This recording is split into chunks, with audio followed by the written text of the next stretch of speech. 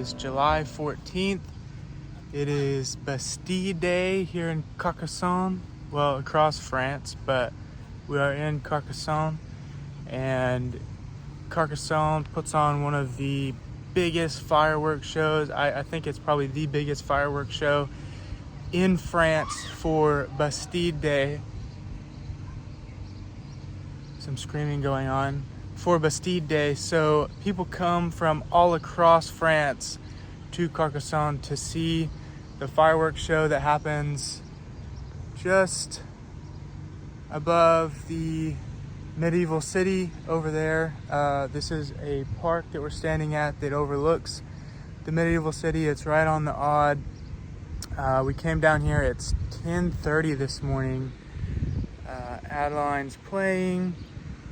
Allie's over there with Ziggy. But like I said, it's 10:30 and here's one spot. Some people have already started reserving their spots to view the fireworks show overlooking the medieval city. There's some more people up under the shade that have claimed their spot. We've never experienced a Bastille Day here, but they're setting up. They got porta potties here, they got food trucks set up, they got roads taped off, so we'll see how the day unfolds. Hopefully we'll make it down here later to see the fireworks and see all the other festivities, everybody that's out today to celebrate Bastille Day. Adeline, what are you doing?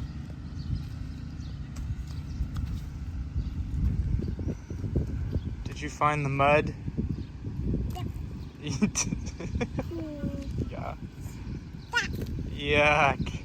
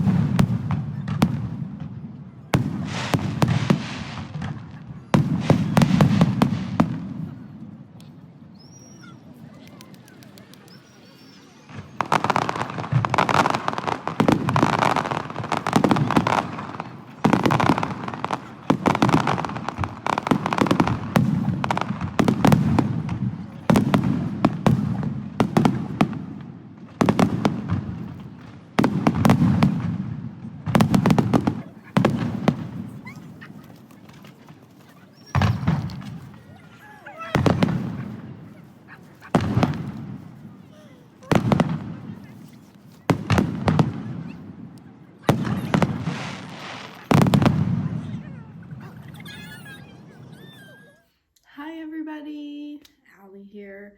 We just celebrated our very first Bastille Day here in France. Most people don't know this, but that's actually the name for it just for English-speaking countries. The French don't normally say Bastille Day. They say La Fête Nationale. Probably butchered that. And also Happy 14th of July, but in French.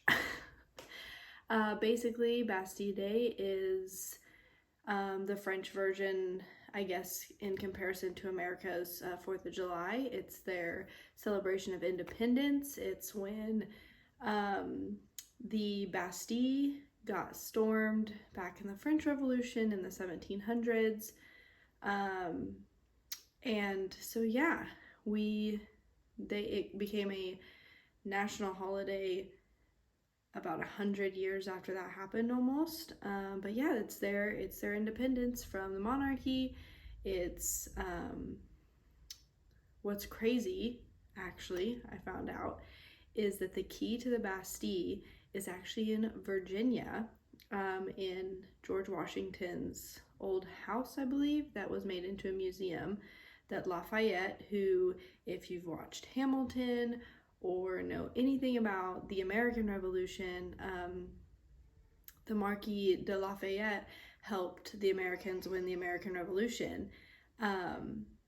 So he came back to France to help ignite their revolution, and from that point on, France was free.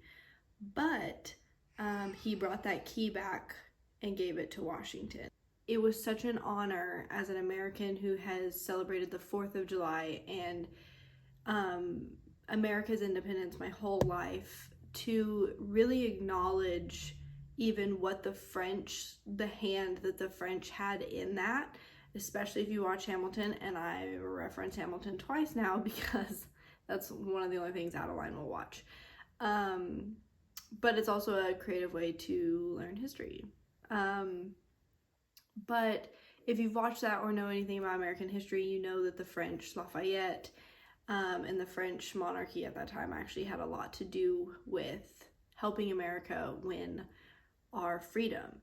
And so to be able to experience the celebration for the French's equivalent was just beautiful, and to see how much of a pride they have in that and in their freedom, and the celebration that still happens to this day. That, like, I mean, besides at Disney World, I have never been to a fireworks show that big, and it was even bigger and better and grander than that, and that is saying a lot. But they also lit up the castle and made it look like it was on fire.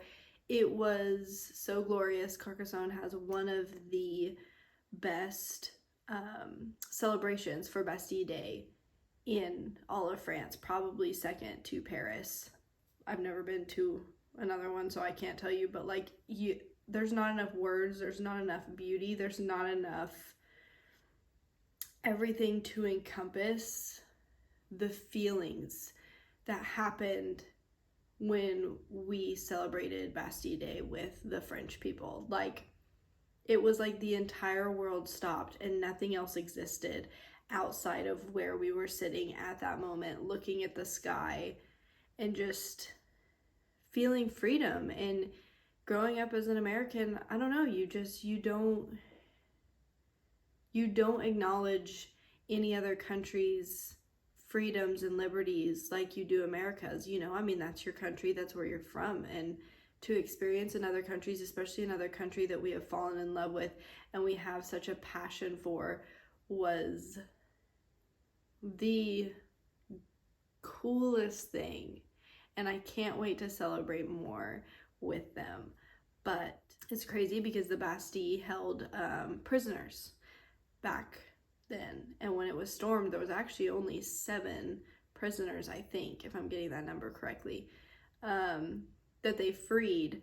But also the Bastille held a ton of gunpowder and a bunch of other stuff that the people needed to help fight for the revolution. And so yeah, just cool fun facts, especially about George Washington's house in America actually having a key to the Bastille. I didn't know that before. Um, but it was fun. It was amazing, and I hope you could see that. Adeline loved it, and yeah, hopefully next year we can get closer to the castle and have a better view, because we didn't get there early enough this year. But yeah, I don't necessarily have the words, even though I just spent this whole time using words.